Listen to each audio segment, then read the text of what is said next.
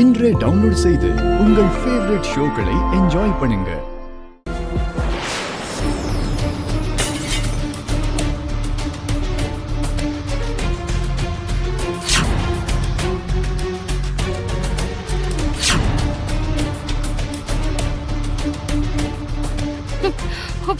லக்ஷ்மி லக்ஷ்மி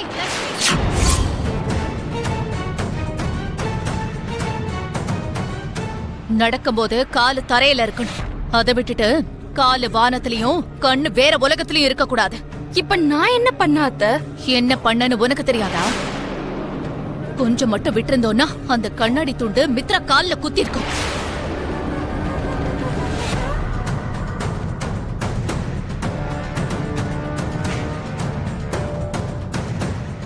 நான் நம்பினதுதான் உண்மை. ஒவ்வொரு அடியிலையும் உன்னால மித்ராக்கு ஆபத்துகள் வந்துகிட்டே தான் இருக்கு.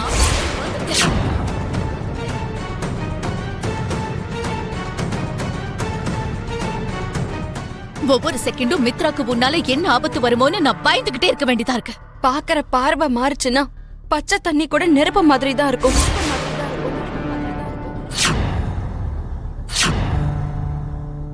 புரிஞ்சுக்கிற ஒரு மனப்பக்குவம் மாறுச்சுன்னா பூவும் முள்ளு மாதிரி குத்த ஆரம்பிக்கும்.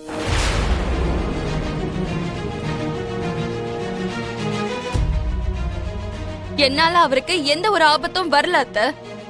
நீங்க யோசிக்கிற தன்மை மாறினதுனால நடக்கிற எல்லாமே என்னாலதான் நடக்குதுன்னு நினைக்கிறீங்க.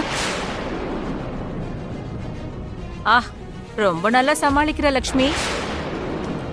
இங்க பாரு, பாக்குற கோணம் மாறினாலும் சூரியன் கிட்ட இருந்தா வெளிச்சம் கிடைக்கும், வானத்துல இருந்துதான் மழை பொழியும். நம்ம பாக்குற பார்வையோட கோணம் மாறுறதாலேயோ எதையும் புரிஞ்சுக்கிற தன்மை மாறுறதுனாலயோ உண்மை என்னைக்கு பொய்யாயிடாது. இப்ப அந்த பொய் என்ன? உன்னாலதான் மித்ராவுக்கு ஆபத்து தொடர்ந்து வந்துட்டு இருக்குங்கிறது நிஜம்.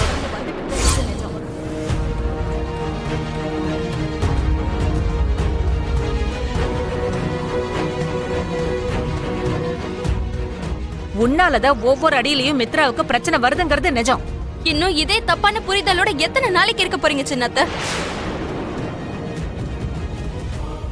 இது தப்பான புரிதல் இல்ல, அதுதான் உண்மை.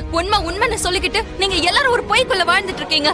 உங்களுக்கு என்னதான் நான் சொல்லி புரிய வைக்க முயற்சி பண்ணாலும் இன்னும் அதே இருட்டுல தான் இருக்கீங்க. லட்சுமி, கொஞ்சம் நிறுத்துறியா?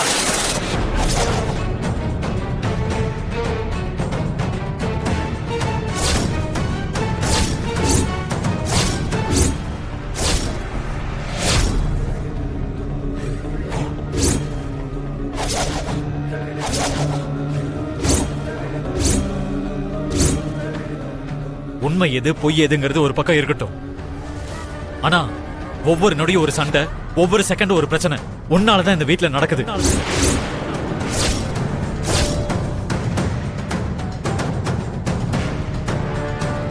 தயவு செஞ்சு எங்க எல்லாரையும் கொஞ்சம் நிம்மதியா வாழ விடுறியா? அப்போ எல்லாமே என்னாலதான் நடக்குதுன்னு சொல்றீங்களா? ஆமா, உன்னாலதான்.